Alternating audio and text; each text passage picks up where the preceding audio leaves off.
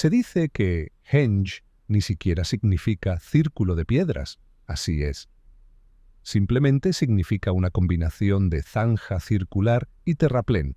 Básicamente, paisaje antiguo. ¿Y adivinen qué? Puede que Stonehenge ni siquiera sea técnicamente un henge. Bienvenidos a la arqueología, donde las definiciones son inventadas y los términos no importan. Ahora avancemos unos siglos, hasta alrededor del 2500 después de Cristo. C. Ahí es cuando comienza el verdadero drama. La gente empezó a arrastrar piedras enormes.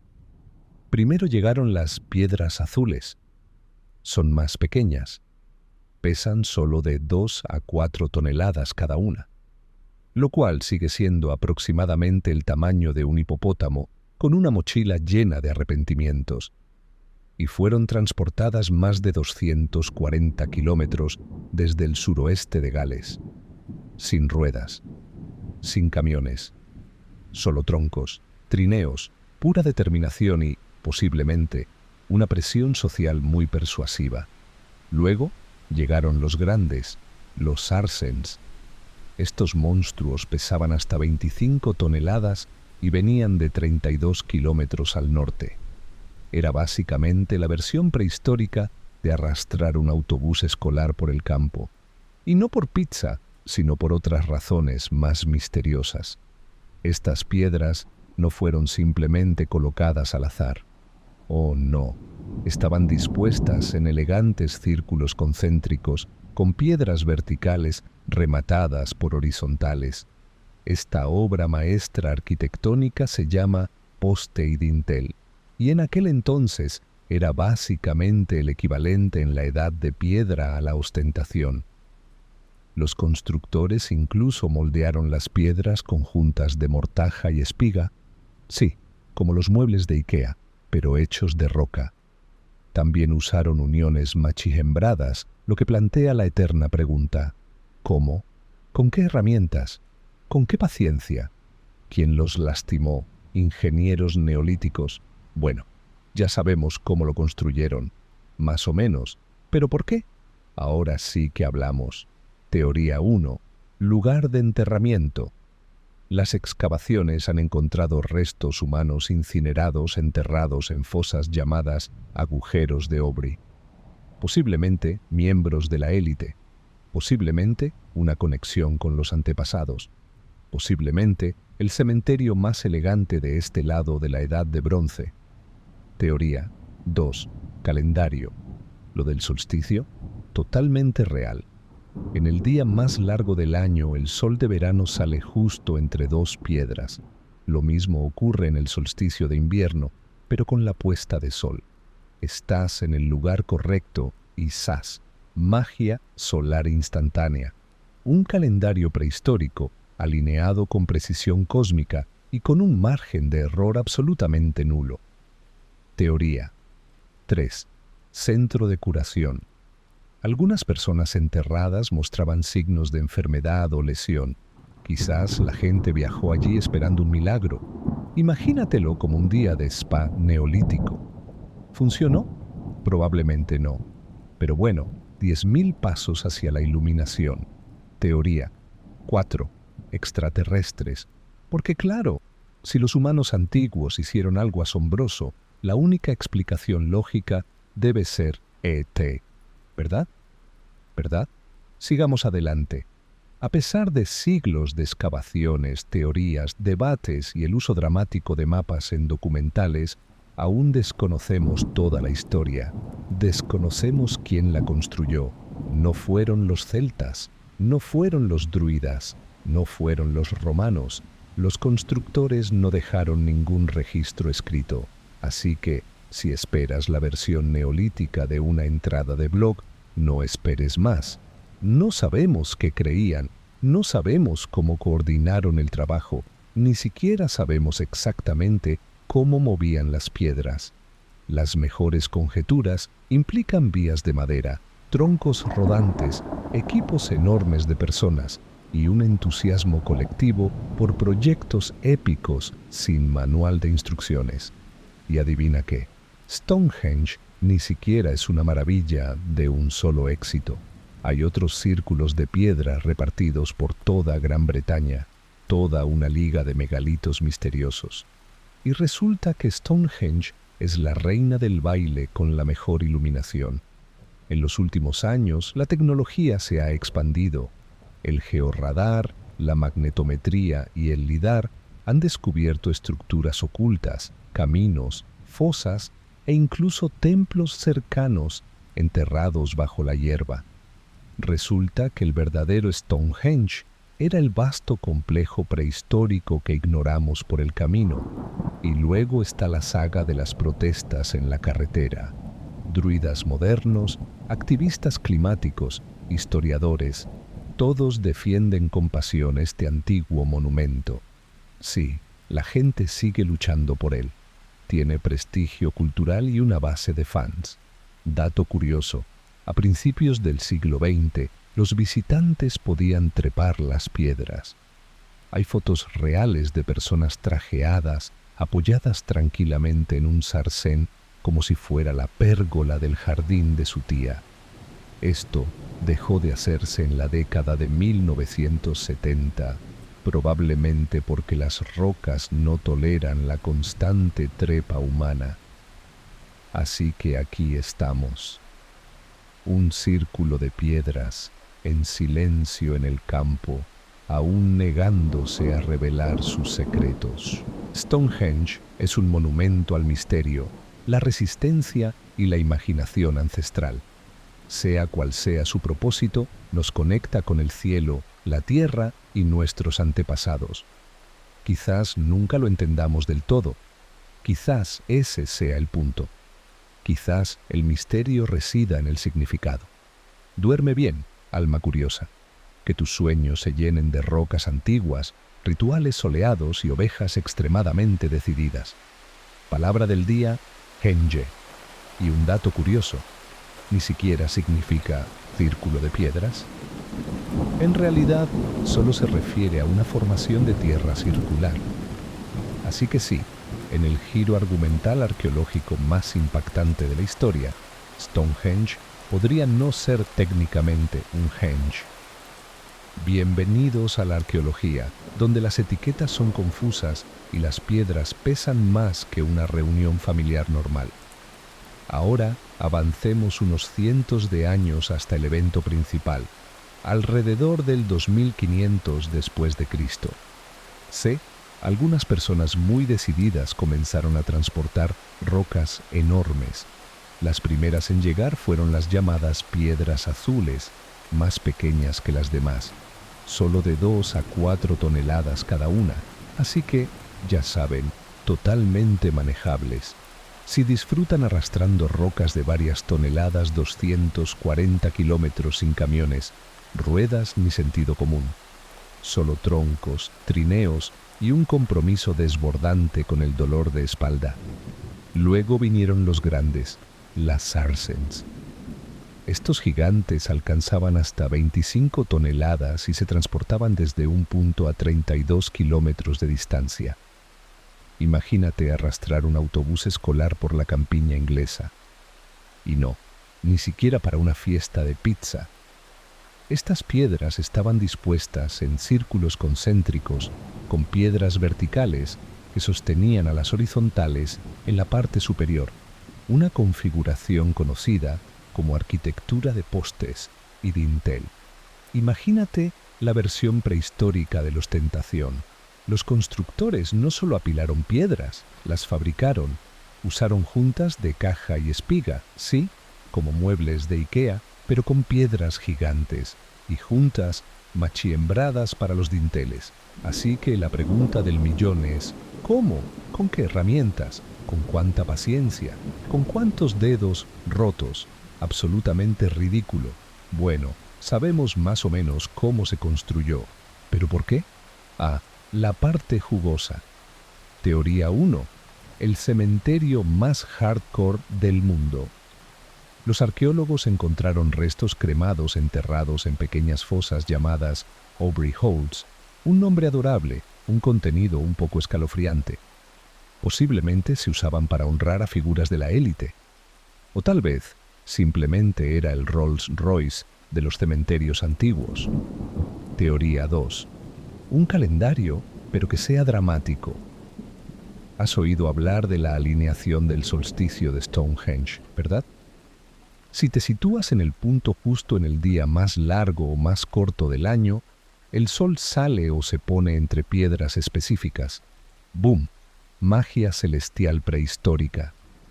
Un calendario de piedra gigante que dice: «Feliz solsticio de verano, ahora ve a cosechar». Teoría 3. Un hospital neolítico. Algunas de las personas enterradas presentaban signos de enfermedad o lesión. Quizás se trataba de la versión antigua de un retiro de bienestar. La gente acudía con la esperanza de una cura milagrosa, o al menos de sentir una antigua energía curativa. Alerta de spoiler, resultados dispares. Pero la esperanza es un acierto. Teoría 4. Obviamente extraterrestres. Porque cada vez que los humanos hacen algo impresionante, alguien grita: «extraterrestres». Sigamos adelante antes de que perdamos puntos de CI. Y a pesar de siglos de excavaciones, escaneos y discusiones en bares, aún tenemos más preguntas que respuestas. No sabemos exactamente quién lo construyó, ni los druidas, ni los romanos. Estos misteriosos transportistas de piedras son anteriores a todos ellos. No hay registros escritos, no hay planos, solo vibraciones. ¿Y cómo lograron llevar a cabo un proyecto de construcción tan masivo y multigeneracional? Las teorías van desde trineos y pistas de madera hasta muchísima mano de obra y quizás una generosa ración de cerveza comunitaria. O tal vez todo fue una excusa para celebrar el festival más grande de todos. Y adivina qué, Stonehenge ni siquiera es el único. Gran Bretaña está llena de círculos de piedra. Avebury, las piedras de Rollright, Castle Rick. Resulta que Stonehenge es la reina del baile con la mejor iluminación. Gracias a tecnologías modernas como el georradar y el lidar, hemos descubierto todo un mundo oculto bajo la superficie. Templos, carreteras, fosas subterráneas, de todo. Es como el documental de misterio más grande de Netflix, pero bajo la hierba. Ah, y luego está la gran protesta en la carretera de Stonehenge. Imagínenselo, druidas, activistas climáticos, arqueólogos, todos enfrascados en un enfrentamiento con el mundo moderno. Es menos rápido y furioso, y más lento y druídico, pero aún así épico. En el siglo XX, los turistas solían escalar las piedras. Hay fotos de gente trajeada relajándose en sarsens como si estuvieran en una barbacoa familiar.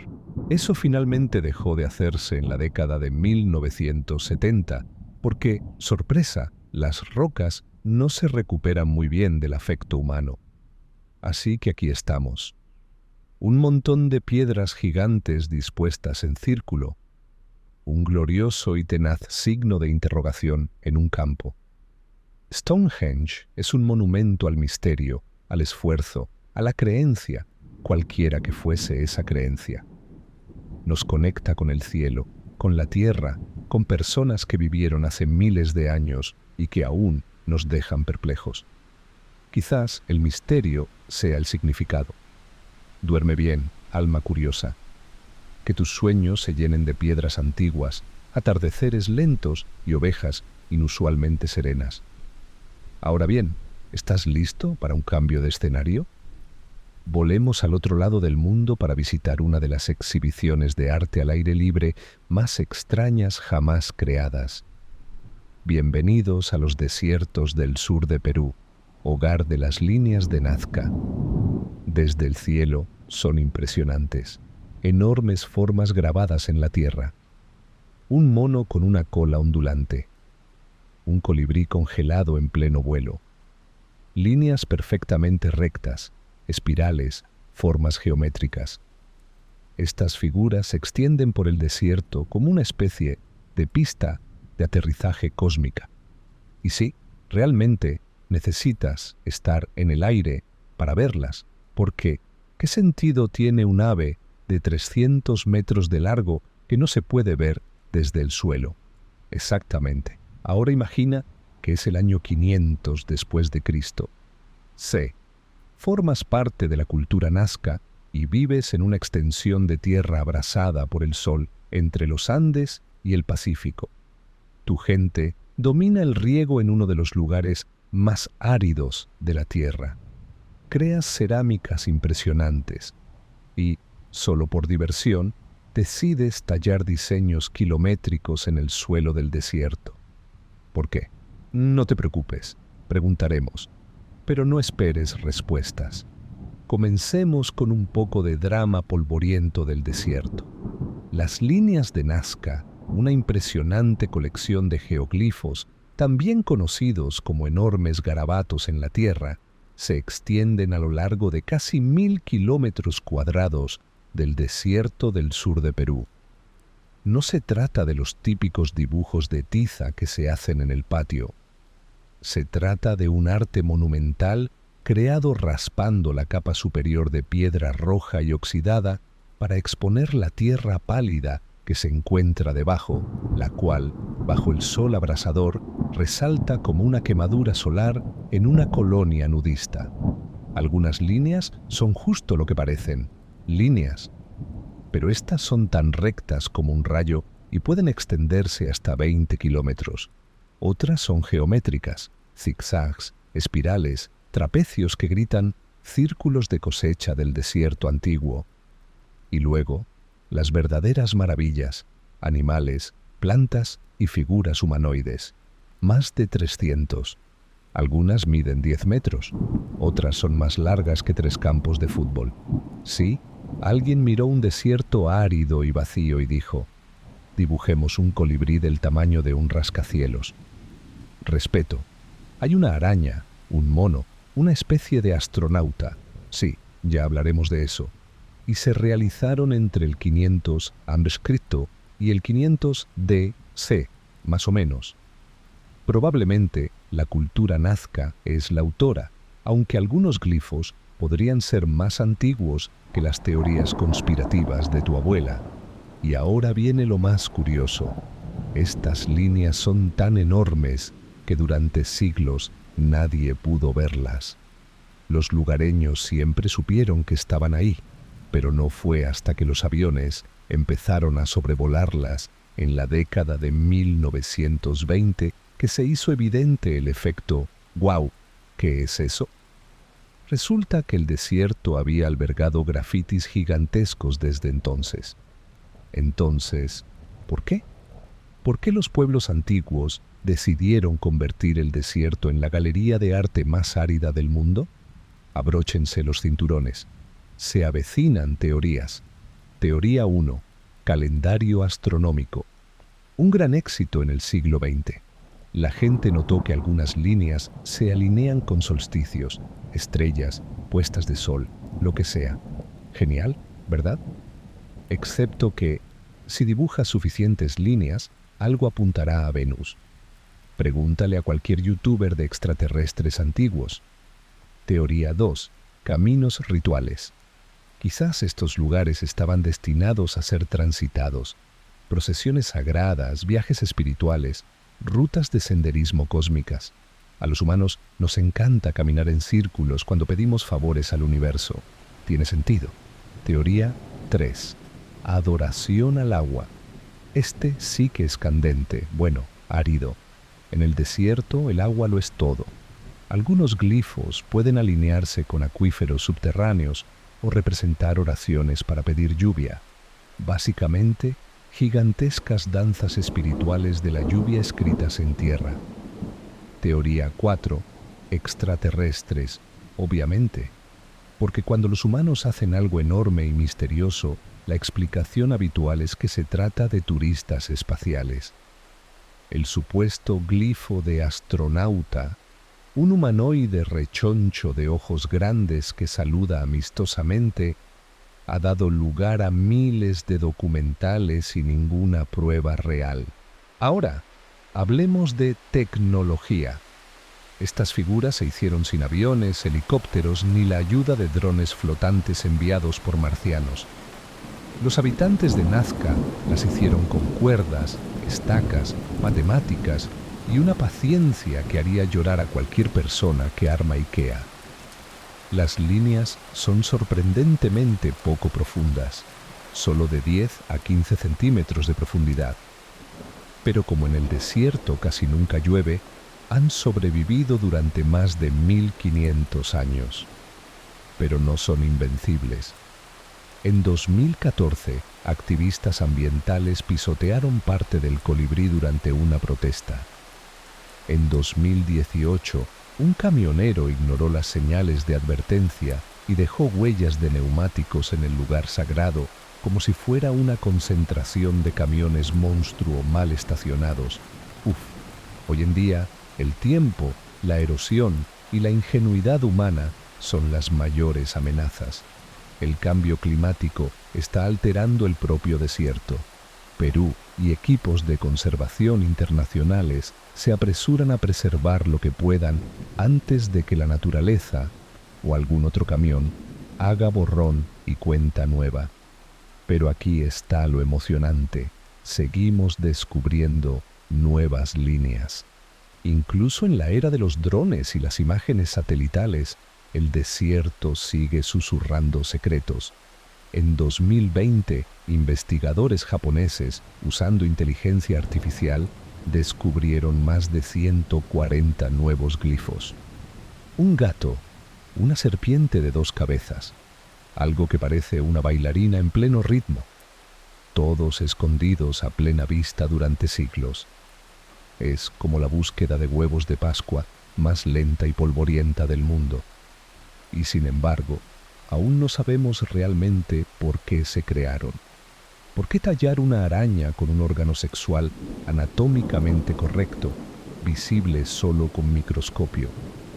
¿Por qué un mono de 93 metros haciendo una pirueta digna de TikTok? ¿Eran para los dioses? ¿Para las estrellas? ¿Para futuros arqueólogos con flotas de drones? Algunos estudiosos creen que el proceso era el propósito. Trazar las líneas era el ritual. Quizás el arte era la oración. O quizás, solo quizás, decían algo que nunca comprenderemos del todo. Y eso está bien. Hoy, las líneas de Nazca yacen silenciosas bajo el sol. Aviones sobrevuelan, satélites parpadean desde el espacio. Pero las líneas simplemente permanecen allí, tranquilas, inmóviles, ecos de antiguos sueños dibujados sobre un lienzo de arena. Y si una noche te quedas dormido y sueñas con un mono bailando en una llanura desértica, saluda. Próxima parada, Rapa Nui. Ah, sí, la roca volcánica azotada por el viento, también conocida como Isla de Pascua. A 3000 kilómetros de prácticamente cualquier lugar, este remoto rincón de tierra está cubierto de gigantes de piedra. Ya sabes a cuáles me refiero. Caras largas, sin expresiones. Simplemente juzgándote en silencio como bibliotecarios, con cara de piedra que han visto demasiado. Pero esa es una historia para otra noche, querido soñador. Pensé durante 6 segundos. Están ahí, mirándote con esas miradas inescrutables, como si supieran un secreto que tú desconoces. Descifremos la clave. Los moais son gigantescas figuras de piedra talladas por los isleños entre el 1100 y el 500 d, circa aproximadamente. Casi 1000 de ellos salpican el paisaje. Algunos aún posan con orgullo en sus plataformas de piedra, llamadas ahu, mientras que otros yacen boca abajo en la hierba, medio enterrados, como si se hubieran tropezado con sus propios pies inmensos, camino a una reunión muy importante. La mayoría de los moais fueron tallados en toba volcánica, una roca sorprendentemente blanda y trabajable, extraída en Rano Raraku.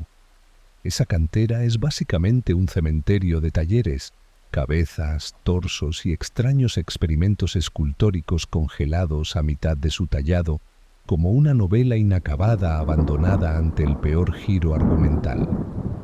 Estas estatuas miden desde unos 2 metros de altura hasta más de 10 metros. Sí, 10 metros. Una de las más robustas pesa más de 80 toneladas. Piénsenlo, una roca del tamaño de la mitad de una casa, tallada, movida y colocada en posición vertical, sin grúas, ruedas ni ningún artilugio moderno evidente. Solo cuerdas, esfuerzo coordinado y una terquedad casi fanática. Algunos moais incluso lucen pukao, moños cilíndricos de piedra roja que se ciñen a la cabeza como gigantescos sombreros pork pie. ¿Por qué? Moda, símbolo de estatus, tendencia en tocados antiguos o simplemente una forma de eclipsar la estatua del vecino. No estamos completamente seguros.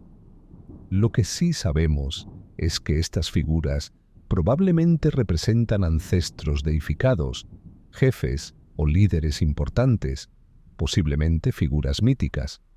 No eran mero arte, eran parte integral de la vida espiritual y política de los isleños. Observen que están de espaldas al océano. Miran hacia el interior, vigilando a la gente en lugar de observar a los barcos que pasan. No eran objetos turísticos, eran guardianes, emblemas del maná, energía espiritual y el poder ancestral. Colocar y mantener un moai era probablemente un deber sagrado, una señal de respeto, tal vez incluso una forma de congraciarse con la buena fortuna. Después de todo, si tu antepasado mide 9 metros de altura, lo quieres firmemente de tu lado. ¿Cómo movían a estos leviatanes? Durante siglos se asumió que los arrastraban en trineos de madera o troncos, lo que dio pie a la narrativa de que los isleños literalmente deforestaban su hogar solo para arrastrarlos, una tragedia ambiental que condujo al colapso social. Pero experimentos modernos sugieren otro método. Las estatuas caminaban hacia adelante, no sobre piernas, sino meciéndolas de lado a lado con cuerdas y yuntas que tiraban al unísono. Imagina a tu tío arrastrando los pies hacia la mesa de postres después de demasiadas porciones, paso a paso, con cuidado. Los arqueólogos han replicado esta técnica colocando una estatua en posición vertical sin diezmar los árboles. De repente, la historia pesimista de una sociedad descuidada y sobreexplotada parece mucho menos cierta. Resulta que estos isleños eran ingeniosos, no imprudentes. Con el tiempo, muchos moais acabaron derribados, algunos víctimas de terremotos, otros de la agitación social. A medida que los sistemas sociales y religiosos de la isla cambiaban, el poder de las estatuas disminuía. O quizás simplemente estaban en el lugar equivocado en el momento equivocado. Luego llegaron la colonización, las enfermedades y las incursiones esclavistas en los siglos XVIII y XIX, que prácticamente extinguieron la cultura que dio origen a los moais. Sin embargo, las estatuas permanecieron en su sitio, desgastadas y silenciosas, aún en vigilia. En las últimas décadas, los investigadores han desenterrado más secretos que nunca. Las excavaciones en Rano Raraku revelaron que muchos moais que solo tienen la cabeza, en realidad tienen cuerpos enteros enterrados bajo la superficie. ¡Sorpresa! No eran esculturas minimalistas, sino que estaban completamente cubiertos de polvo. Los grabados en sus espaldas, símbolos, petroglifos, posibles marcas de clan, muestran que cada estatua tiene su personalidad única, su propia historia. Y en 2023, escaneos satelitales y georradar descubrieron posibles ajú y plataformas ceremoniales enterradas nunca antes imaginadas. Podría haber aún más tesoros ocultos bajo tierra, esperando miradas curiosas. ¿Por qué los isleños empezaron a tallar moais? ¿Por qué dejaron de hacerlo? ¿Cuánto de su historia oral, trágicamente perdida, podría haber explicado estos monolitos monumentales? ¿Y si los moais no solo fueran símbolos ancestrales, sino también marcadores territoriales, lápidas o instrumentos de rituales desaparecidos hace mucho tiempo que no podemos reconstruir? A veces el misterio es la clave. Esta pequeña mancha volcánica en el Pacífico alberga algunos de los enigmas más grandiosos del mundo. Los moais no son solo estatuas, son preguntas grabadas en piedra, oraciones, advertencias, recuerdos esculpidos en tierra y roca. Han sobrevivido a colonizadores, tsunamis, multitudes de turistas y el implacable paso del tiempo. Permanecen firmes, contemplando el amanecer sobre una isla moldeada por la fe, el ingenio y el recuerdo imperecedero de la piedra. Esta noche, mientras te quedas dormido, imagina una isla donde gigantes permanecen en silencio sobre la hierba. Y si uno de ellos gira la cabeza para mirarte, no te preocupes. Han estado observando todo este tiempo. Esta noche te están vigilando. Ahora, hojeemos uno de los tomos más desconcertantes de la historia, el manuscrito Voynich. Imaginen un libro tan desconcertante que se ha convertido en el santo grial para criptógrafos, historiadores, lingüistas y expertos en teclados. Este es el libro que nadie puede leer. 240 páginas de escritura a mano, en espiral y sinuosa, en un idioma desconocido, salpicadas de ilustraciones de plantas extrañas, glifos astrológicos y mujeres desnudas bañándose en lo que parece ser un sistema de plomería fantástico, un pandemonio académico en forma de pergamino.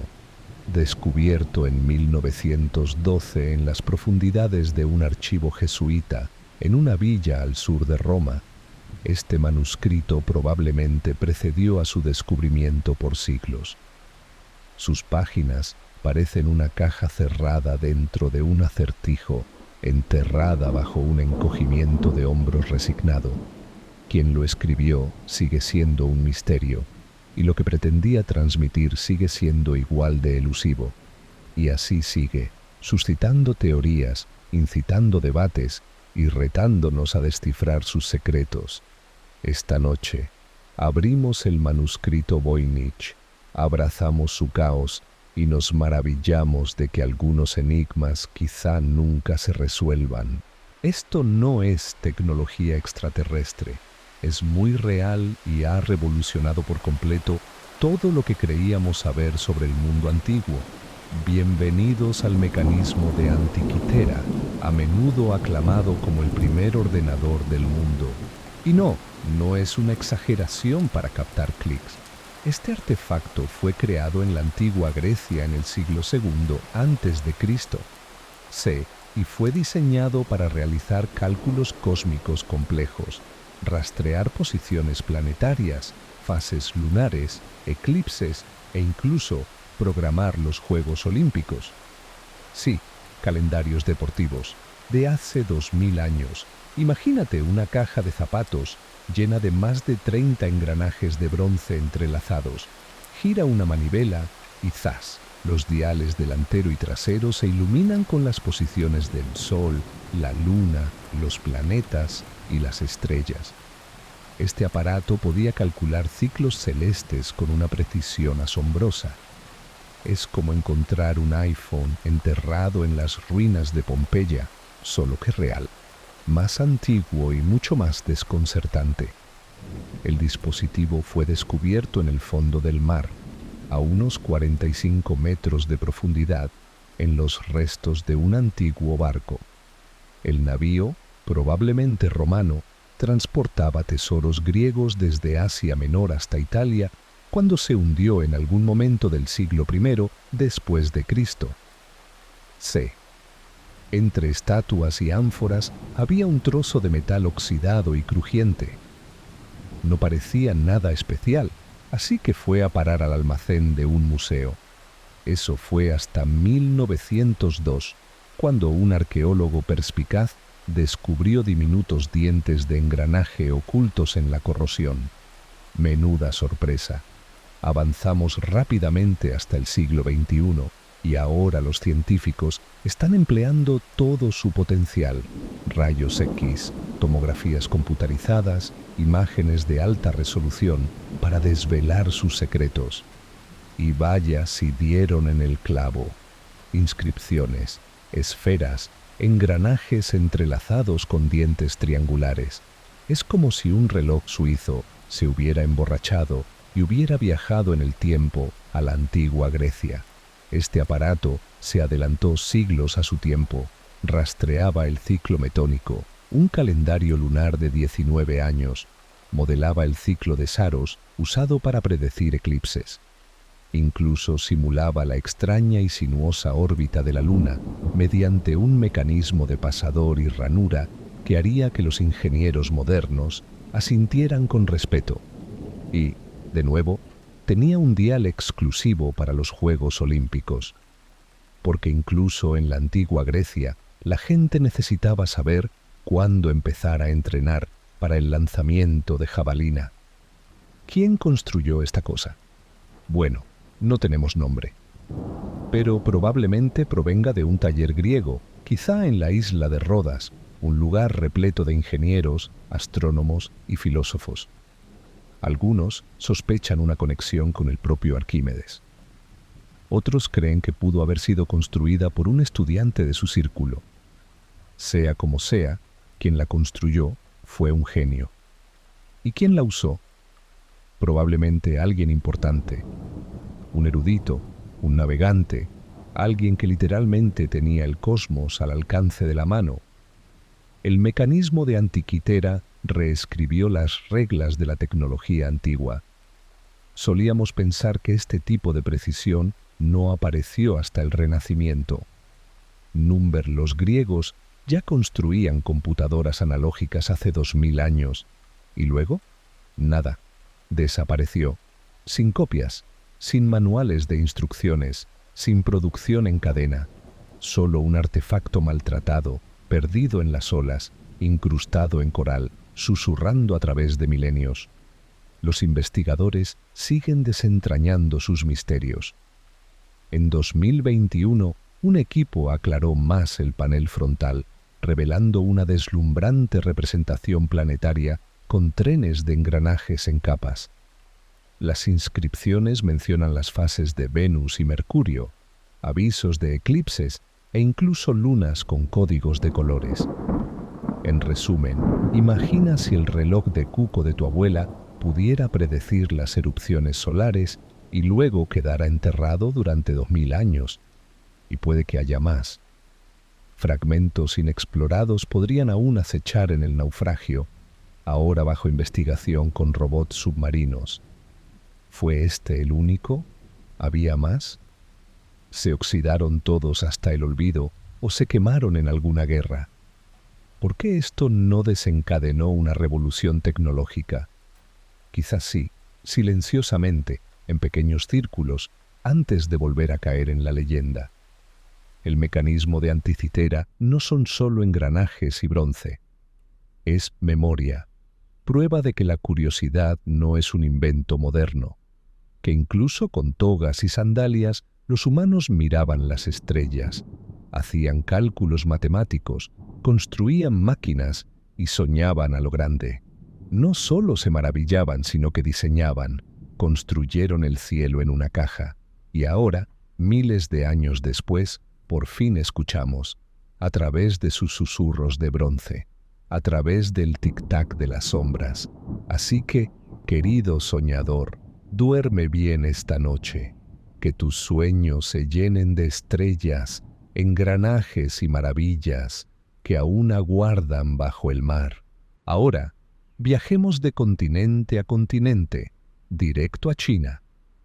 No al bullicio de neón de Pekín, ni a las serenas colinas de Guilin, sino a las profundidades de las tierras de cultivo de la provincia de Shaanxi. Enterrado bajo el silencio, la tierra y siglos, se encuentra uno de los mayores hallazgos arqueológicos de todos los tiempos, un ejército de arcilla congelado en formación. Los guerreros de terracota, año 1974. Un grupo de granjeros cava un pozo. La tierra está seca, el sol es implacable y el trabajo es duro, hasta que uno de ellos oye un tintineo. Cavan un poco más. Lo que emerge no es una jarra, ni un plato, ni un gnomo de jardín perdido hace mucho tiempo. Es un rostro, de tamaño natural, de arcilla, devolviéndome la mirada, sin pestañear. No está solo.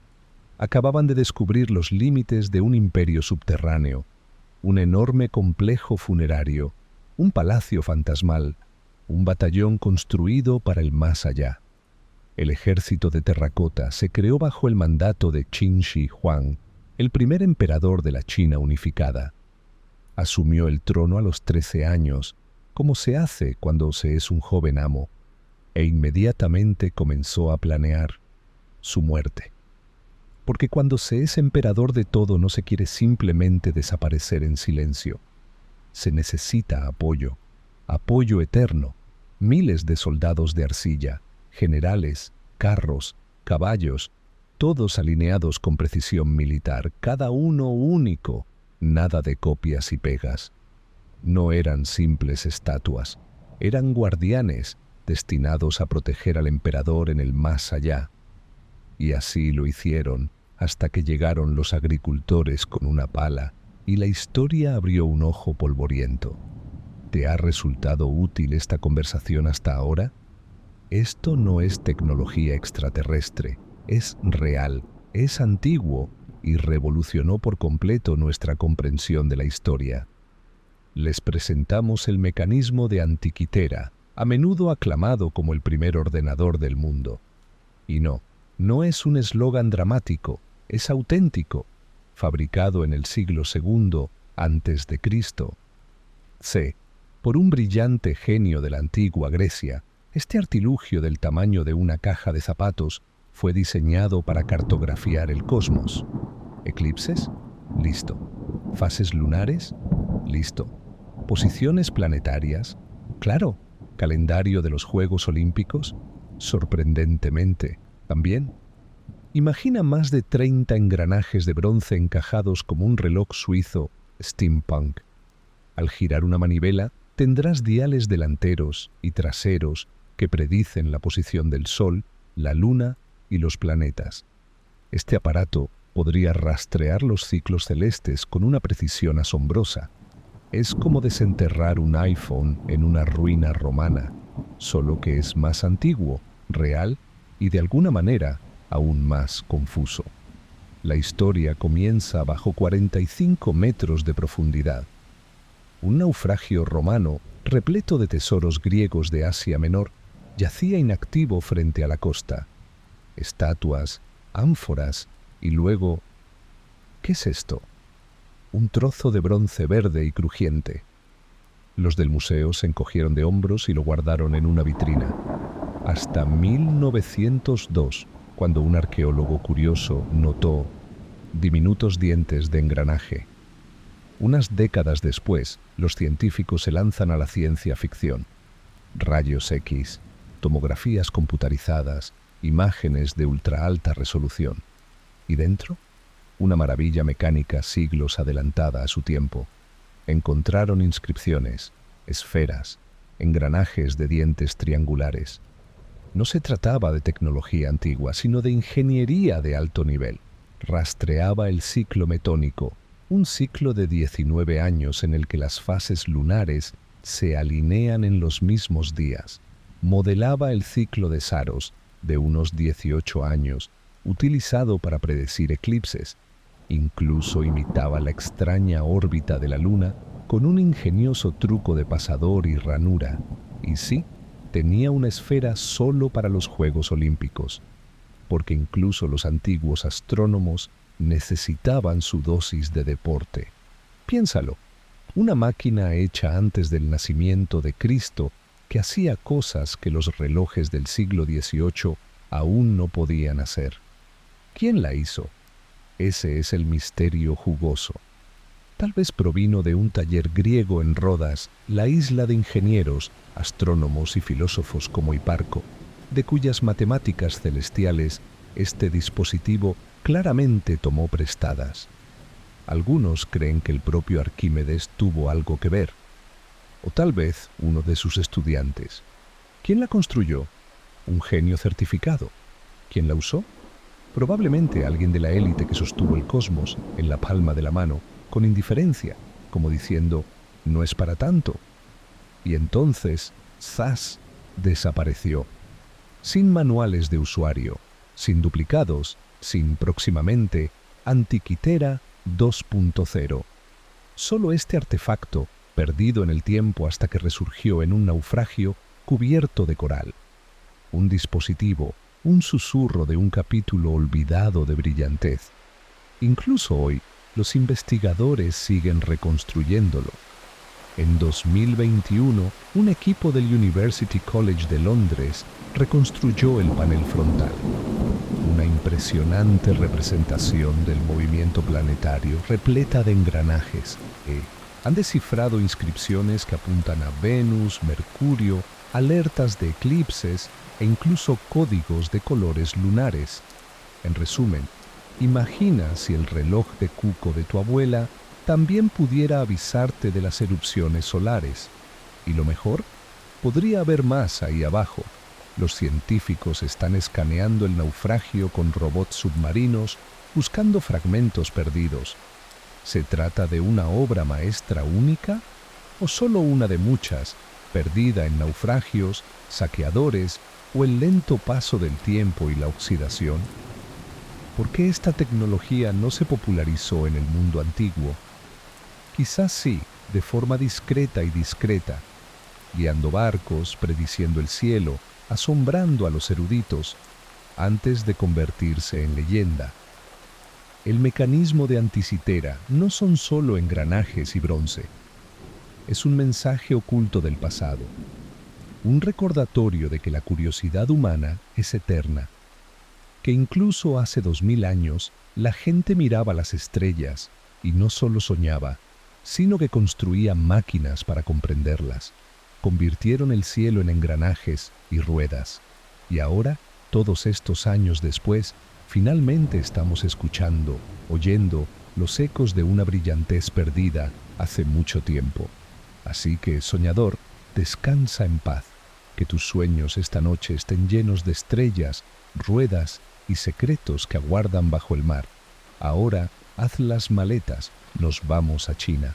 No, no es el caos de neón de Pekín, ni las montañas brumosas de Guilin. Nos adentramos en las profundidades de la provincia de Shanxi, donde uno de los mayores momentos arqueológicos de la historia comenzó bajo el sol abrasador y la pala de un granjero. El año 1974. Unos agricultores locales están cavando un pozo. Es seco, polvoriento, el típico trabajo duro de un día. De repente, un tintineo, un sonido. No es agua, no es roca, es cerámica. Cavan más. Y ahí está, un rostro de arcilla de tamaño natural mirándolos, inmóvil, estoico, nada que ver con una vasija. Lo que descubrieron no fue solo un rostro, era la primera línea de un ejército fantasma.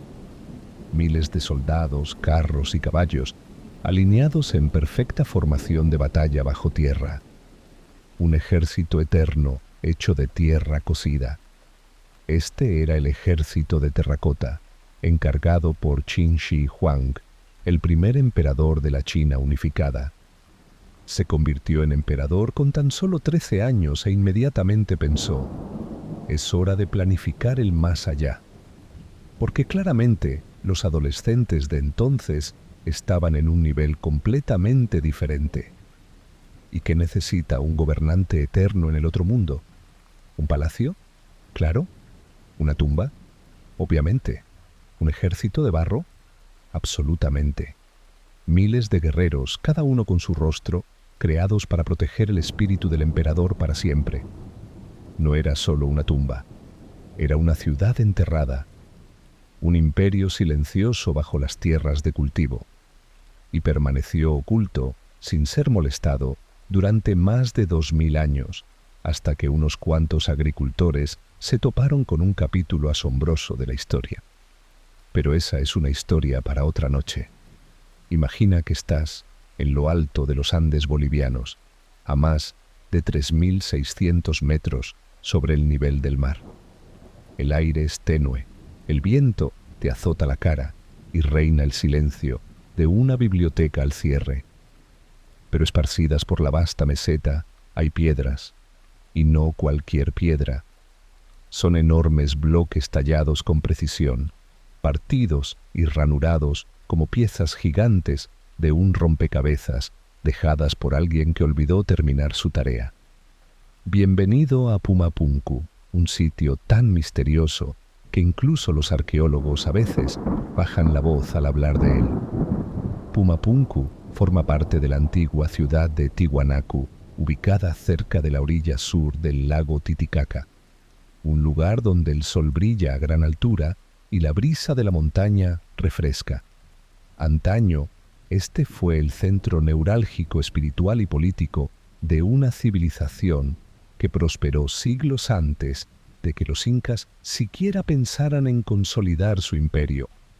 El nombre Pumapunku se traduce aproximadamente como la puerta del puma, lo cual suena genial, pero el verdadero misterio reside en las propias piedras.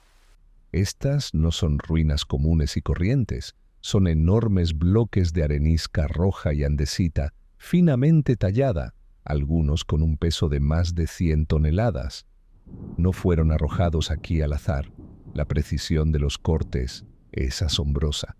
Hablamos de muescas en forma de L, canales simétricos y ranuras más delgadas que el papel en el que lees esto. Es como si alguien hubiera decidido armar un rompecabezas de 10.000 piezas, se hubiera aburrido demasiado para terminarlo y nos hubiera dejado a nosotros solos intentando averiguar cómo lo hizo. El sitio data de entre el 500 y el 1000 D.C., en pleno apogeo de la cultura Tiwanaku. Estos pueblos no eran insignificantes, contaban con una agricultura avanzada, sistemas religiosos complejos y redes comerciales que se extendían por los Andes. Era una civilización en toda regla, no solo un grupo de personas con unas cuantas buenas ideas y mucho tiempo libre. Construyeron campos elevados para cultivar, canales de riego para gestionar el agua y sitios ceremoniales como Kalasasaya y Acapana. Pero en la cúspide de su arquitectura nos dejaron Pumapunku, un sitio que te hace preguntarte si estaban construyendo para un gigante, un dios o simplemente para alguien con muy mala vista y amante de las líneas rectas. Lo que distingue a Pumapunku es la forma en que sus bloques encajan. Olvídate de otras culturas con sus típicas pirámides o estatuas gigantescas. Aquí, las estructuras se diseñaron con piedras entrelazadas, algunas con medidas increíblemente precisas. Las piedras no se colocaron simplemente, sino que fueron diseñadas. Tomemos como ejemplo el bloque de arenisca más grande. Pesa alrededor de 131 toneladas métricas, más pesado que un avión comercial. Y estos bloques provienen de una cantera a más de 10 kilómetros de distancia, a través de un terreno accidentado. Y sin carreteras, solo fuerza e ingenio. Ahora, imagina mover estas cosas. Es como transportar una catedral, piedra a piedra, montaña arriba, a través de un lago y luego a través de más montañas. Sin grúas ni camiones, solo cuerdas, rampas y muchísima determinación. Y no olvidemos los tallados, bordes lisos y rectos, ángulos rectos, agujeros que parecen demasiado perfectos para haber sido hechos con cinceles de cobre. Algunas de las piedras más extrañas son los bloques en forma de H, idénticos en tamaño y forma. Los arqueólogos creen que formaban parte de un sistema de mampostería seca, posiblemente incluso sismorresistente, mucho antes de que a nadie se le ocurriera usar bloques entrelazados de esta manera. ¿Y cómo lo hicieron? La explicación más sencilla es el trabajo duro. Cinceles de cobre, arena abrasiva e incontables horas de trabajo. Pero al observar la precisión de los cortes, da la sensación de que todo es demasiado pulcro para esa teoría. Algunos sugieren que los tiwanakus habían perdido técnicas, herramientas o procesos que no sobrevivieron al paso de los siglos. Otros incluso barajan ideas más atrevidas como usar sonido o levitación sónica para mover y dar forma a las piedras. Pero, claro, siempre está la teoría de los alienígenas, porque, bueno, si los antiguos humanos hicieron algo asombroso, seguro que contaron con la ayuda de alguien, ¿no? Pero, ¿y si los tiwanakus fueran tan buenos? ¿Y si realmente lo hubieran descubierto todo por sí mismos? Para ellos, Puma Punku no era solo un proyecto de construcción, era sagrado. El sitio podría haber estado alineado con eventos celestiales, como solsticios o equinoccios, con la idea de que era un escenario para el surgimiento de seres divinos. Las leyendas dicen que el dios creador, Viracocha, surgió del lago Titicaca y caminó sobre la tierra, creando el sol, la luna y las estrellas. Puma Punku, ubicado cerca del lago, pudo haber sido una plataforma ceremonial, una puerta literal y simbólica para estos seres divinos. No estaba destinado a ser un hogar, sino un lugar sagrado, posiblemente un lugar de peregrinación o un portal entre mundos. Entonces, algo sucedió. La construcción simplemente se detuvo. Hay piedras sin terminar, como si las hubieran dejado a medio tallar, como si los constructores hubieran sido interrumpidos. Terremotos, sequías o un colapso político podrían haberlo causado. Sea lo que sea, el sitio quedó abandonado con sus planos congelados en el tiempo, un plano que nunca llegó a su versión final. En la actualidad, arqueólogos e ingenieros han recurrido a la tecnología para intentar desvelar los secretos de Puma Punku. Los escaneos láser 3D revelan cortes tan precisos que se miden con precisión micrométrica. Los modelos de fotogrametría nos permiten reconstruir digitalmente el posible aspecto del sitio. El análisis del suelo incluso sugiere que hay más en el yacimiento bajo la superficie. Extensas terrazas y cimientos que apuntan a un complejo mucho mayor que espera ser descubierto. Lo que vemos hoy podría ser solo la punta del iceberg. Sin inscripciones, sin planos, sin guías de construcción. Solo las piedras, pesadas, silenciosas y obstinadamente resistentes. Algunos creen que el sitio alguna vez albergó una estructura de varios pisos, mientras que otros sospechan que podría haber cámaras subterráneas ocultas. Sea cual sea la verdad, los misterios de Puma Punku siguen enterrados bajo el polvo, esperando a que alguien los descifre.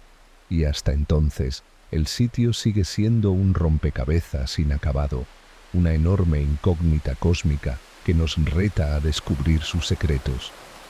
En lo alto de los Andes, en lo más profundo de Bolivia, se encuentra una meseta azotada por el viento a más de 3.600 metros sobre el nivel del mar. Hace frío, hay un silencio inquietante y el aire es tan tenue como tu paciencia un lunes por la mañana. El suelo, solo piedras esparcidas.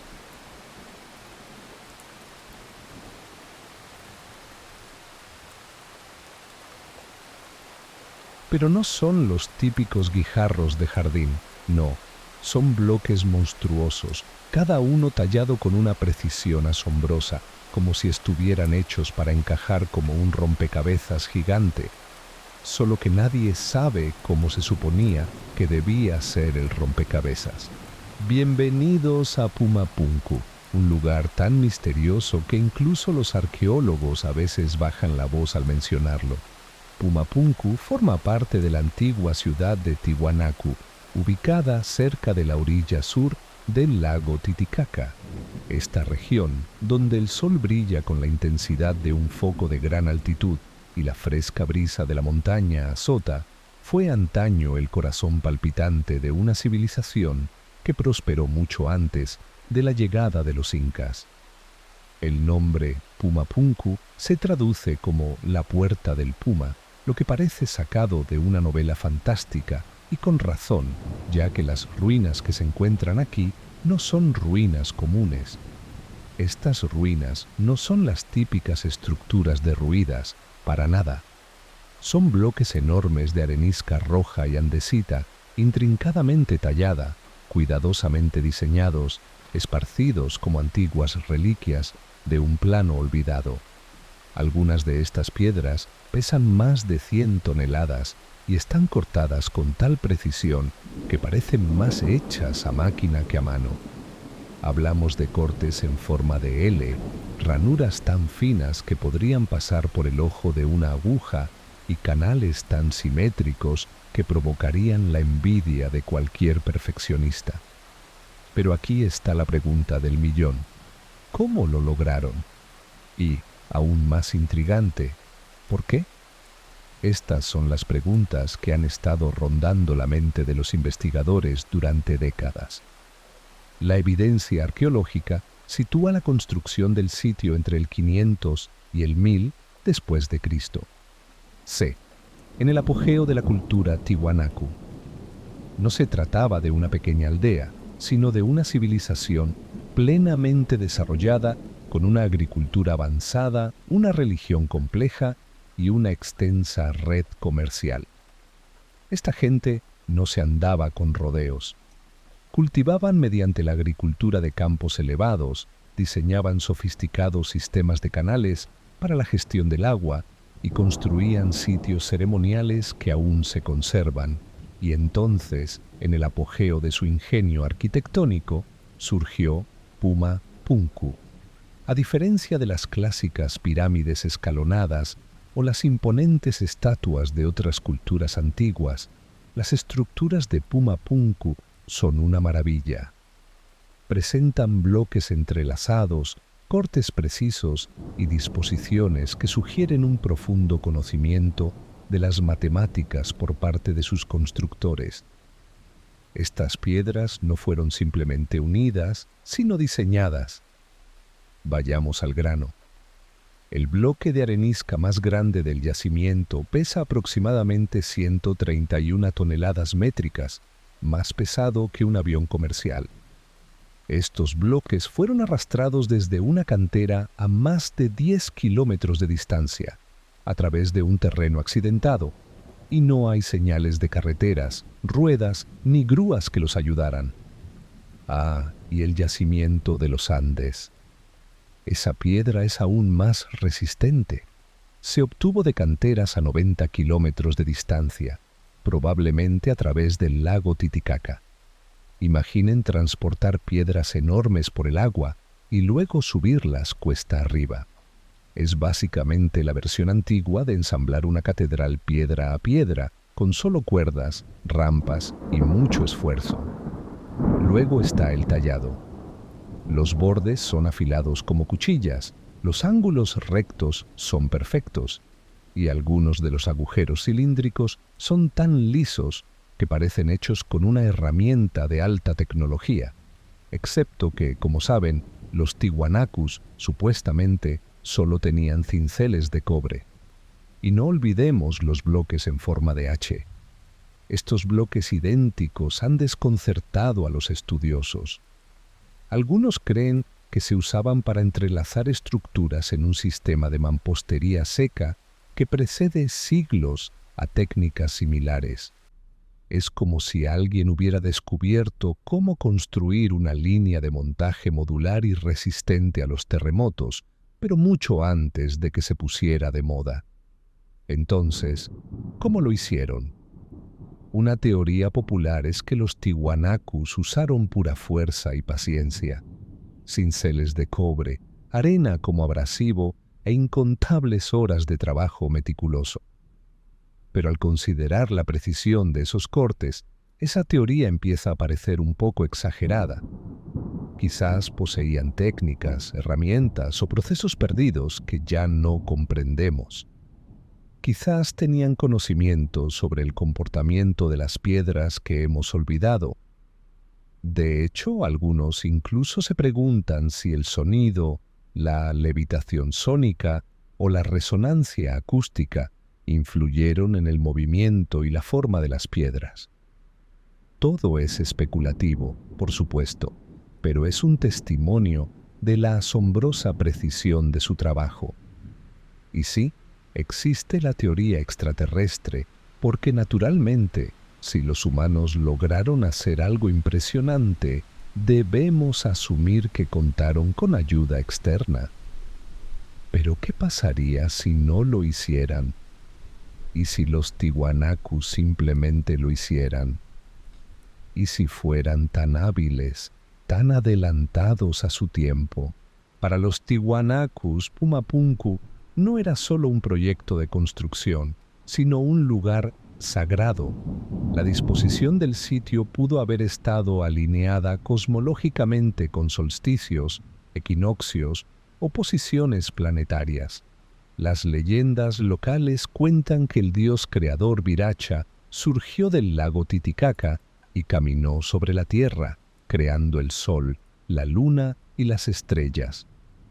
Pumapunku, ubicado cerca del lago, podría haber sido diseñado como una plataforma ceremonial, un escenario literal y simbólico para la emergencia divina. No era un simple lugar para vivir, era un lugar sagrado, posiblemente un destino de peregrinación, un portal entre reinos. Pero entonces algo sucedió. La construcción en el lugar se detuvo abruptamente. Algunas piedras quedaron a medio terminar, aparentemente abandonadas a mitad de la elevación. ¿Qué causó esta pausa repentina? ¿Terremotos? ¿Sequía? ¿Agitación política? La causa sigue siendo un misterio. Pero fuera lo que fuese, dejó el lugar congelado en el tiempo, como una idea inconclusa tallada en piedra. Avanzando rápidamente a los siglos XX y XXI, arqueólogos e ingenieros modernos han utilizado herramientas de alta tecnología en Pumapunku. Los escaneos láser 3D muestran que los cortes tienen una precisión de micras y los modelos de fotogrametría ayudan a reconstruir las antiguas estructuras. Análisis recientes del suelo incluso sugieren extensas obras de terrazas y cimentación bajo el sitio visible, lo que significa que lo que vemos podría ser solo la punta del proverbial templo. No hay inscripciones, ni manuales de construcción, ni explicaciones claras. Solo las piedras pesadas, silenciosas y resistentes. Algunos investigadores creen que el sitio alguna vez albergó edificios de varios pisos. Otros creen que podría haber cámaras subterráneas aún por descubrir. Sea como sea, los secretos de Pumapunku aún están enterrados bajo el polvo. Quizás nunca comprendamos del todo qué pretendía ser este lugar, pero una cosa es segura: es un misterio que ha resistido el paso del tiempo. La Atlántida, la antigua ciudad que se escapó de entre los dedos de la historia como una pastilla de jabón mojada en una bañera mitológica. ¿Se supuso que alguna vez se encontraría? ¿O la idea era que no podía ser encontrada? ¿Que la Atlántida es menos un lugar y más una búsqueda del tesoro existencial? Una visión de algo perfecto y condenado al fracaso. Quizás eso es lo que la hace hermosa. Porque, seamos sinceros, la verdadera magia de la Atlántida no reside en descubrirla, sino en la búsqueda.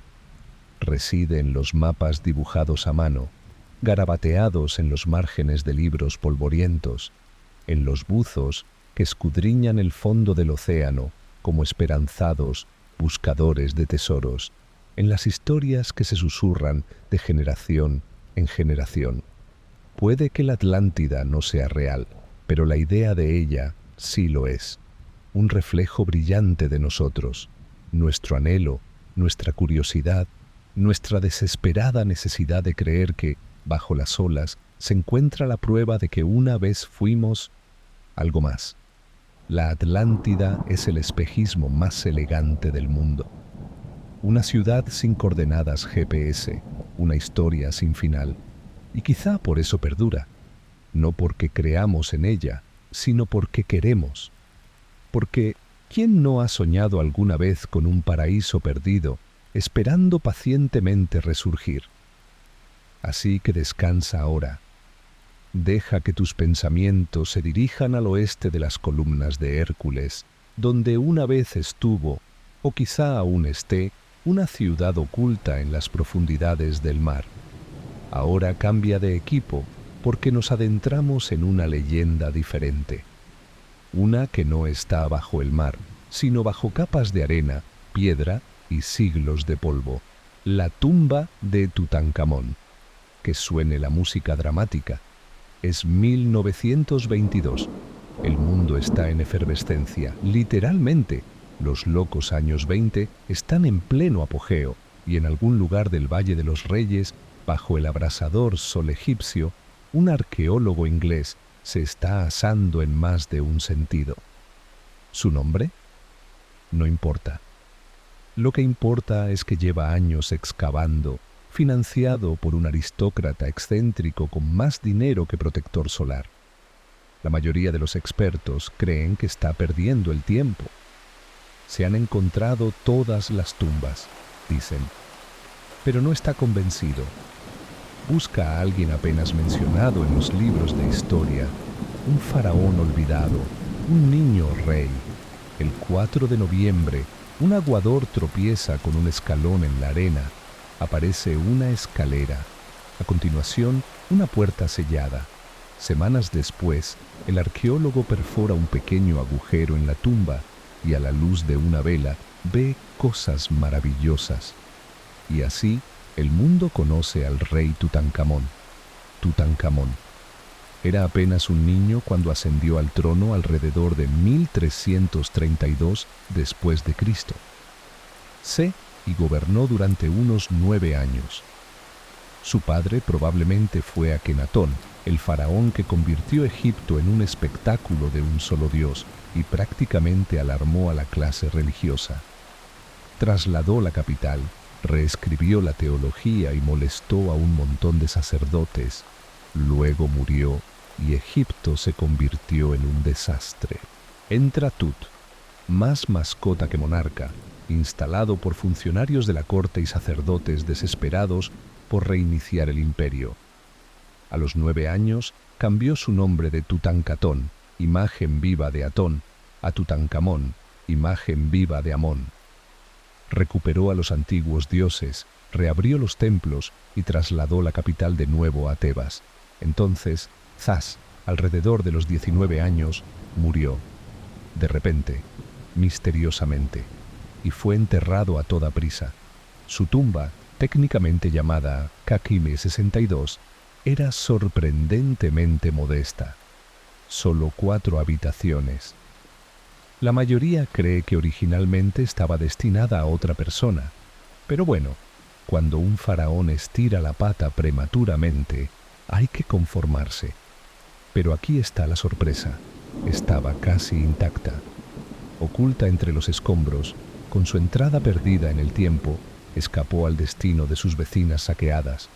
Y dentro, un premio gordo, más de 5.000 artefactos, una profusión de riquezas, lechos rituales con forma de león, santuarios dorados, tronos de oro, instrumentos musicales, sandalias dignas de pies divinos, juegos de mesa, porque incluso el más allá necesita entretenimiento, y jarras de miel y vino, porque obviamente. Las paredes estaban cubiertas de vibrantes pinturas. Tutankamón recibiendo vida de Osiris, entrando en la eternidad. En el centro se alzaba un enorme santuario dorado. Dentro, un sarcófago de piedra. Dentro, 3 ataúdes encajados, como una opulenta muñeca rusa. El más interno, de oro macizo. Y dentro, la momia del mismísimo rey niño. Cuando se supo la noticia, el mundo perdió la razón. Los titulares anunciaban a gritos tesoros antiguos, tumbas malditas y muertes misteriosas. Cuando el patrón de la expedición murió poco después por la picadura de un mosquito, el mito de la maldición del faraón estalló. Las luces parpadearon. Los canarios murieron. Nació una leyenda. Pero si eliminamos el dramatismo, lo que queda es algo mucho más increíble. Una conexión directa con un mundo perdido, intacto, puro.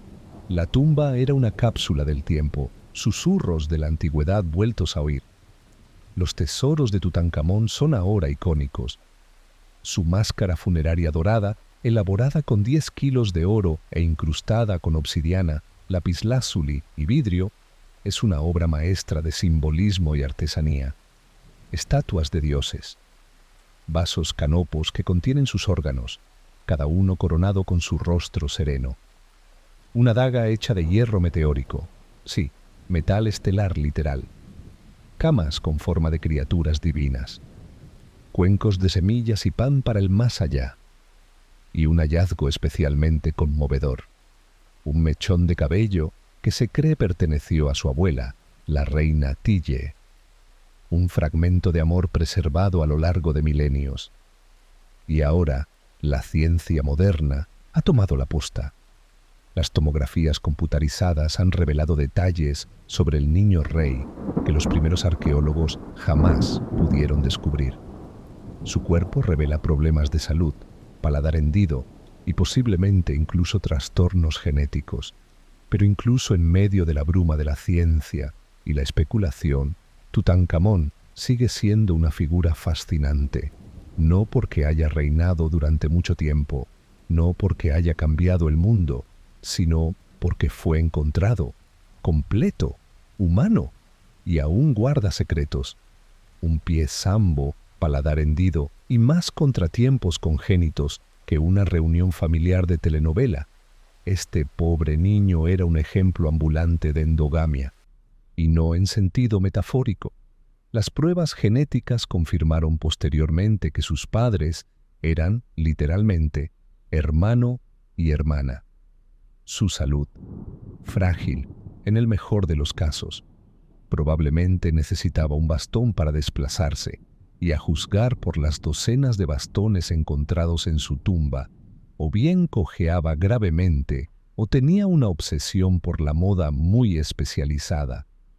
Si a eso le sumamos la posibilidad de malaria, un accidente de carro o simplemente un sistema inmunitario que se derrumbó bajo presión como una tienda de campaña barata, su causa de muerte sigue siendo un misterio, entre trágica y desafortunada.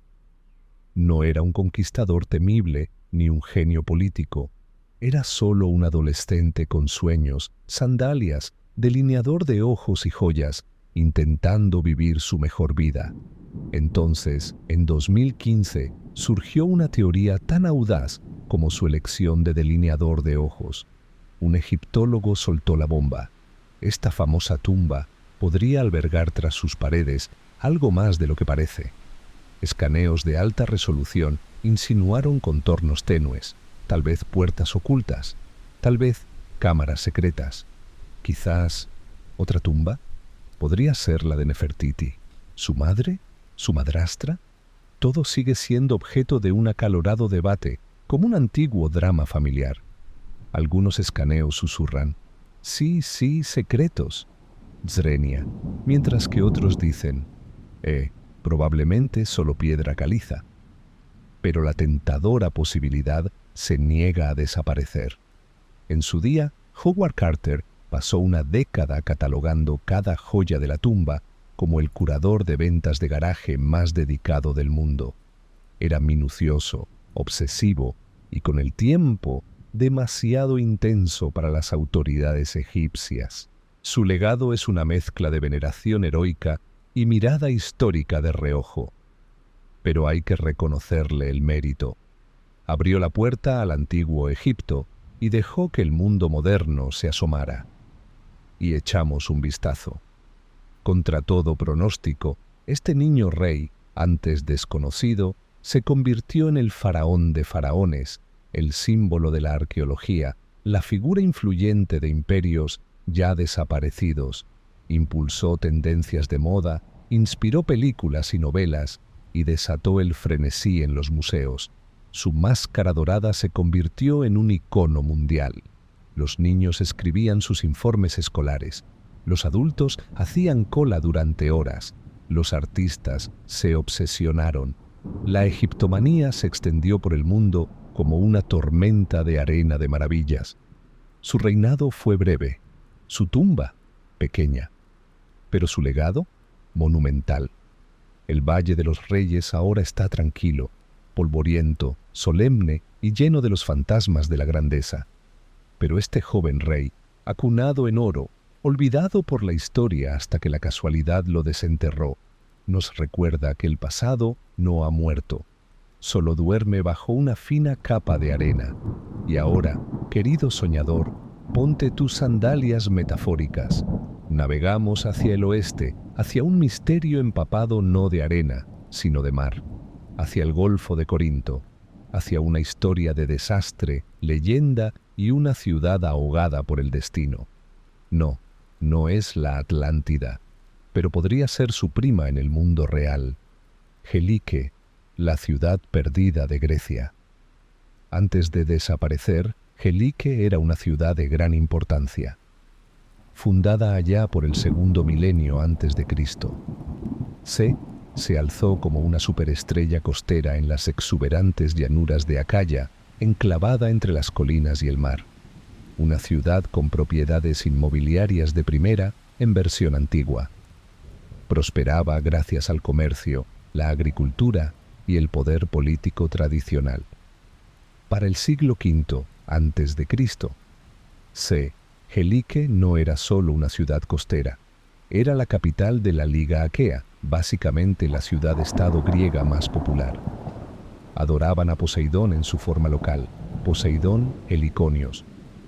Su templo era legendario, una atracción turística incluso antes de que el turismo existiera. Llegaban peregrinos, llegaban comerciantes. Todo el lugar bullía como un Times Square mitológico. Gelike incluso acuñó sus propias monedas con el tridente de Poseidón, nivel de flexibilidad antiguo, experto. Algunas fuentes afirman que los ciudadanos de Gelike fundaron Síbaris en Italia, una ciudad tan opulenta que su nombre se convirtió en sinónimo de lujo. No era un lugar remoto. Gelike era un faro. Y entonces, una noche del año 373 después de Cristo, los dioses o las placas tectónicas chocaron. La tierra tembló sin previo aviso. Los edificios se derrumbaron. Los gritos desgarraron la oscuridad. Y entonces, como si el caos no fuera suficiente, el mar llegó rugiendo. Un tsunami golpeó como una señal divina. Templos desaparecidos, hogares desaparecidos, ciudadanos trágicamente barridos. Cuando salió el sol de la mañana, Gelike ya no existía. No estaba roto, no estaba inundado, borrado. En su lugar, una laguna muerta, tranquila y salobre. Los pueblos vecinos intentaron ayudar, pero todos, paladar hendido, pie zambo y varios defectos de nacimiento. Este pobre niño tenía un cartoncito genético, probablemente gracias a que el árbol genealógico real se redoblaba sobre sí mismo. Sí, sus padres eran hermanos. El ADN no miente. Su salud, frágil. Su postura, probablemente dependiente del bastón. Y por si un bastón no fuera suficiente, encontraron toda una colección enterrada con él. Menuda moda ortopédica antigua. Quizás tuvo malaria. O tal vez una herida infectada lo mató. O tal vez fue un accidente de carro. O tal vez su sistema inmunológico simplemente dijo, me voy. Nadie sabe con certeza qué lo mató. Lo que sí sabemos es que no era precisamente un guerrero en el campo de batalla, ni un imponente gobernante de imperios. Era un adolescente, con sandalias, delineador de ojos, joyas y sueños. ¿Te identificas, verdad? Avanzamos hasta 2015, cuando un egiptólogo avivó el debate con una teoría picante. ¿Y si esta tumba no hubiera dejado de contar historias? Los escaneos de alta resolución insinuaban contornos fantasmales en las paredes de la cámara. ¿Eran puertas selladas? ¿Pasajes secretos? ¿Otra tumba? Quizás incluso una de Nefertiti, posiblemente su madre o su madrastra o... Sí, eso todavía se debate. Algunos escaneos decían, sí, hay algo aquí. Otros se encogían de hombros, pero el misterio sigue latente.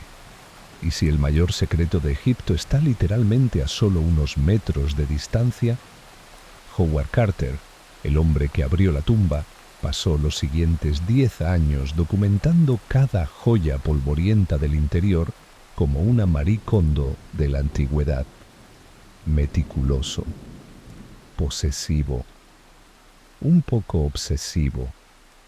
Sus relaciones con las autoridades egipcias se enfriaron. Algunos lo llamaban héroe, otros no tanto. Pero los resultados son innegables. Abrió las puertas al mundo antiguo, y nuestro hijo, llamémoslo Tut, se convirtió, contra todo pronóstico, en el faraón más famoso de la historia. Tut lo cambió todo: la arqueología, los museos, incluso la moda. Su máscara dorada recorrió el mundo como una estrella de rock. Millones de personas hicieron fila para echar un vistazo. Los niños escribieron sus informes escolares. Los artistas se inspiraron. La egiptomanía arrasó el mundo como una tormenta de arena con lentejuelas. Claro, reinó brevemente, pero perduró.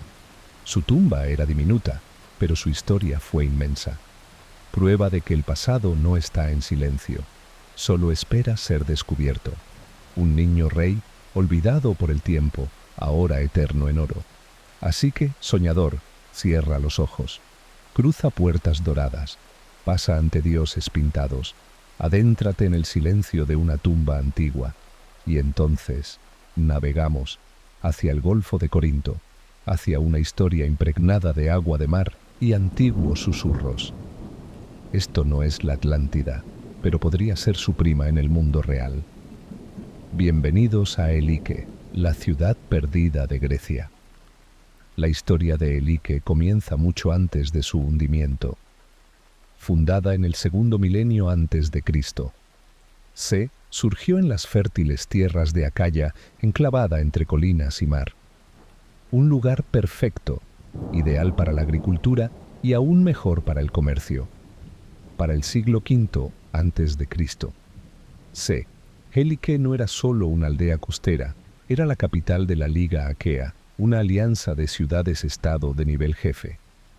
Allí, sus habitantes veneraban a Poseidón en su estilo local, Poseidón Heliconios. Su templo, famosísimo en Instagram en su época.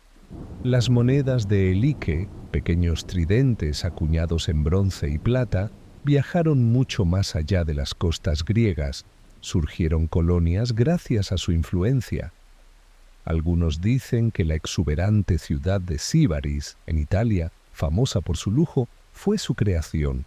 Elike no era un lugar remoto, era una potencia deslumbrante, y luego, una fría noche del año 373 después de Cristo, Se desapareció, la tierra tembló, sin previo aviso, los edificios se derrumbaron, reinó el caos. Entonces llegó la ola. Un tsunami rugió desde el Golfo, destrozando templos, ahogando ciudadanos y borrando la ciudad. Al amanecer, Elike no solo había naufragado, había desaparecido. El mar no solo llegó de visita, sino que se instaló. Transformó todo el lugar en una laguna pantanosa. Los equipos de rescate de los pueblos cercanos llegaron a un silencio inquietante. Los pescadores afirmaron más tarde que sus redes se habían enganchado en ruinas sumergidas. Los viajeros juraron que podían ver tejados justo bajo la superficie del agua. El misterio se convirtió en una historia de fantasmas, una advertencia, una ciudad devorada por los dioses. Pero la gente no lo olvidó. Heráclides lo mencionó. Estrabón escribió sobre ello. Pausanias, el bloguero de viajes romano de su época, recorrió la zona siglos después. aún escuchando historias. Algunos creen que la fatalidad acuática de Helike inspiró el relato de Platón sobre la Atlántida, una civilización próspera. Armados con estudios geológicos y jugosos detalles de leyendas locales, el equipo abandonó la costa y se dirigió tierra adentro. A unos 8 kilómetros de la costa actual, pusieron en marcha el helicóptero y comenzaron a excavar. Y fue entonces cuando la cosa se puso interesante. Muy interesante. Capa a capa, la tierra desvelaba sus secretos como un chismorreo en una reunión familiar. Primero llegaron los artefactos del período clásico: cerámica, herramientas, cimientos de viviendas, monedas con el tridente de Poseidón, estampado como el logotipo de una marca antigua, calles perfectamente trazadas, talleres, pozos. No se trataba solo de una ciudad perdida, estaban desenterrando la vida cotidiana. Casi se podían oír los ecos de las risas, el sonido metálico del metal contra el metal, el ritmo de la rutina. Debajo de eso, edificios de la Edad de Bronce, de casi 3000 años de antigüedad.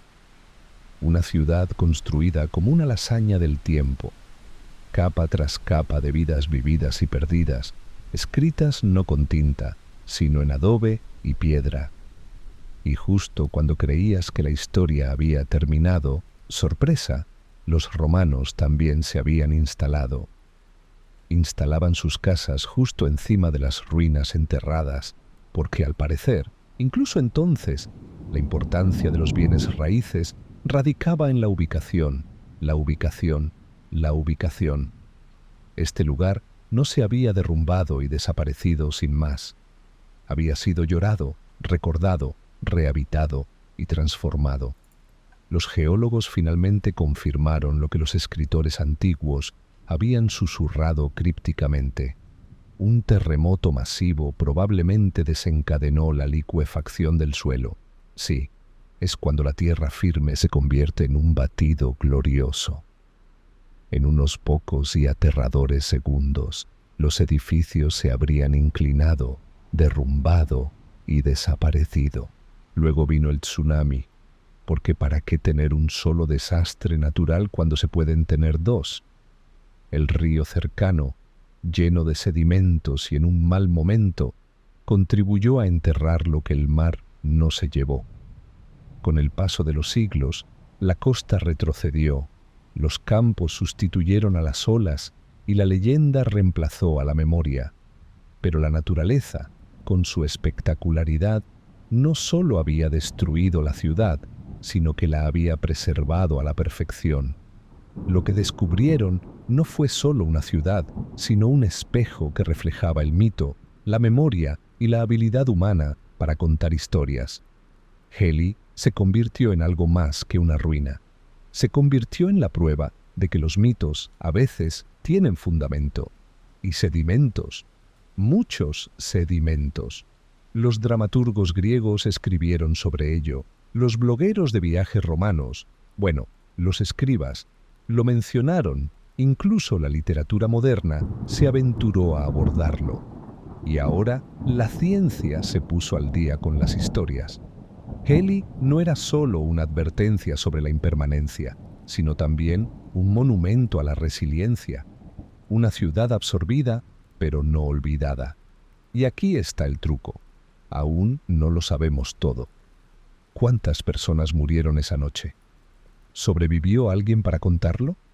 ¿Cómo era el gran templo de Poseidón? ¿Cuánto de la ciudad aún duerme bajo tierra? ¿Ha terminado la historia? Otra moneda, otra estatua, otra puerta podrían estar aún esperando bajo tierra. Heli surgió de la tierra, se hundió en el mar, vivió en la leyenda y ahora respira de nuevo polvo y luz. Susurra a soñadores y buscadores por igual. Nada se pierde del todo. La historia no se desvanece.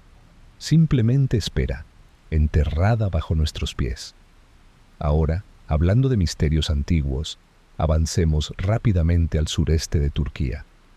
Imaginen una colina solitaria, viento seco, campos de trigo ondeando perezosamente bajo el sol. Parece tranquilo, ¿verdad? Pero bajo esta colina, uno de los sitios sagrados más antiguos y misteriosos del planeta, Göbekli. Hablamos de antes de las pirámides, antes de Stonehenge, antes de todo. Este lugar era antiguo antes de que lo antiguo se pusiera de moda. Construido hace más de 10.000 años por personas que aún no habían inventado la escritura, la cerámica, ni siquiera el torno. ¿Qué tenían? Grandes piedras, ideas más ambiciosas y una gran determinación. Göbekli, o Colina Barrigona, se descubrió por primera vez en 1963, pero nadie se molestó en excavar a fondo hasta la década de 1990. Un arqueólogo muy observador se fijó en unas lápidas y dijo: «Un momento». Resultó que eran las cimas de gigantescos pilares de piedra. ¡Uy! La excavación reveló círculos de monolitos en forma de T de hasta 6 metros de altura y 20 toneladas de peso. Estos pilares estaban tallados con zorros, serpientes, buitres y más. Básicamente, un zoológico prehistórico en piedra. Pero aquí está lo curioso. No había casas, ni basura, ni objetos de la vida cotidiana. Esto no era una aldea. Era un espacio sagrado, un templo, un lugar de encuentro. La arquitectura sagrada más antigua que la humanidad haya encontrado. ¿Y quiénes lo construyeron? Cazadores-recolectores, nómadas, gente sin herramientas de metal, sin agricultura y definitivamente sin planos. Aún así, se organizaron para extraer, dar forma, transportar y erigir estos monolitos, a menudo llenando un círculo con tierra y construyendo otro justo encima. Era la arquitectura como ritual, la construcción como ceremonia. Göbekli reescribió el libro de la historia humana. Resulta que la religión precedió a la agricultura. El mito precedió a las matemáticas. Y aunque aún no sabemos exactamente qué sucedió allí, una cosa está clara: fue algo muy importante. Así que, ya sea una ciudad griega sumergida o un templo de piedra más antiguo que el calendario de tu abuela, el pasado nunca está tan lejos como parece. A veces solo hace falta un poco de tierra, mucha paciencia y el coraje de creer que las leyendas podrían ser solo verdades enterradas. Imagínense esto, un proyecto masivo, tan inmenso que habría necesitado cientos de personas, no solo la fuerza para mover rocas, sino también planificadores, diseñadores, artesanos, guías espirituales, básicamente un equipo de ensueño ancestral. ¿Y qué crearon? No un castillo, ni una ciudad, sino algo que sigue en pie hoy, siglos después. Algo sagrado, algo que dice: estamos aquí para quedarnos, mucho después de que ellos ya no estén. ¿Pero por qué? Buena pregunta, no tenemos ni idea. Pero aquí está la cuestión. Podría significar que nuestra necesidad de creer en algo más grande que nosotros mismos, de unirnos en rituales, surgió antes de la invención de la agricultura. De hecho, tal vez la religión no surgió porque construyéramos ciudades. Tal vez construimos ciudades porque teníamos religión. Adéntrese en las tallas de este antiguo sitio, llamémoslo Colina Barrigón. Los pilares son agrestes, cada uno diferente. Algunos tienen brazos tallados a los lados como figuras humanas estilizadas. ¿Son guardianes? ¿Ancestros? ¿Deidades? ¿Quién sabe? También hay animales, pero no los típicos que uno esperaría. No son solo trofeos de caza. Hablamos de peligrosos depredadores como aves rapaces, zorros, jabalíes, serpientes e incluso insectos. Es como si enviaran mensajes a quien los encontrara más tarde.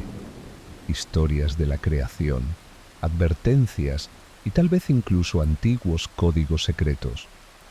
Y hablando de códigos secretos, algunos creen que este sitio estaba alineado para rastrear eventos celestiales, como la salida de estrellas o los solsticios. lo que lo convierte en un antiguo observatorio. Göbekli podría ser el primer intento de la humanidad de observar las estrellas. Pero entonces, tan misteriosamente como parecía, los constructores decidieron enterrar su propia obra. Alrededor del año 8000 a.C., comenzaron a rellenar el sitio, apilando escombros, tierra, huesos, herramientas, todo en esos círculos sagrados, uno a uno, con deliberado cuidado. ¿Por qué? No lo sabemos. ¿Era el gran final? ¿Una respuesta a alguna crisis? Quizás era simplemente su versión de hora de cerrar. Pero sea cual sea el motivo, el entierro mantuvo todo extraordinariamente bien conservado, y cuando fue redescubierto, había permanecido intacto durante más de 10.000 años, como un mensaje congelado en el tiempo, esperando a que el futuro lo desvelara. Ahora bien, ¿quiénes eran estas personas? Bueno, vivían en grupos pequeños y móviles, un estilo de vida nómada. Cazaban gacelas y ganado salvaje, recolectaban frutas y granos, pero no hay evidencia de que construyeran viviendas permanentes. No tenían cementerios ni almacenes. Aún así, regresaban a este sitio una y otra vez, probablemente para festivales, ceremonias, festines y narraciones. Es como si este lugar fuera su centro comunitario, el pegamento que los unía. Algunos incluso creen que construir este lugar pudo haberlos inspirado a establecerse, plantar cultivos y, con el tiempo, construir ciudades. Göbekli no era solo un templo, podría ser la chispa que dio origen a la civilización misma. Pero el misterio continúa. ¿Para qué servía exactamente este sitio? ¿Era religioso, social o ambas cosas? ¿Quién talló todas esas imágenes tan detalladas? ¿Quién realizaba los rituales? ¿Había zonas reservadas para los VIP? ¿Y enterraban a sus muertos cerca? ¿Qué significaban todos los grabados de animales? ¿Qué idioma hablaban? ¿Cómo transmitían el conocimiento? Tantas preguntas, tan pocas respuestas. Ni siquiera sabemos cuánto del sitio sigue oculto bajo tierra. Solo hemos descubierto una pequeña parte. ¿Quién sabe qué más hay ahí abajo, esperando a ser revelado? Y Göbekli no está solo en este antiguo misterio. Existen otros sitios similares en la zona, con pilares en forma de T y tallas similares. Es como si todos formaran parte de un movimiento cultural compartido que se extendía por la antigua Anatolia. Esto desafía todo lo que creíamos saber sobre las creencias humanas, el arte sacro y la civilización misma. Nos conecta con personas que vivieron mucho antes de la escritura, de los reyes, de los monumentos. Sin embargo, dejaron sus historias grabadas en piedra, igual que nosotros hoy. Göbekli cambia la forma en que nos vemos a nosotros mismos. Demuestra que la admiración, la maravilla y la devoción no esperaron a que naciera la civilización. De hecho, es posible que hayan sido precisamente lo que la creó. Al final, Göbekli se yergue, silencioso pero profundo. El viento susurra sobre sus antiguas piedras, mientras los pájaros vuelan sobre sus cabezas, envolviendo el misterio. Es más antiguo que la escritura, más antiguo que el mito. Solo un susurro silencioso de una época en la que los humanos miraron por primera vez las estrellas y pensaron, ¿qué hay ahí fuera? Desconocemos sus nombres, desconocemos sus dioses, pero nos dejaron estas piedras, y esas piedras aún hablan. Buenas noches, soñador. Deja que tus pensamientos vaguen hacia esa colina olvidada, hacia círculos de piedra, hacia el silencio sagrado de un mundo perdido hace mucho tiempo.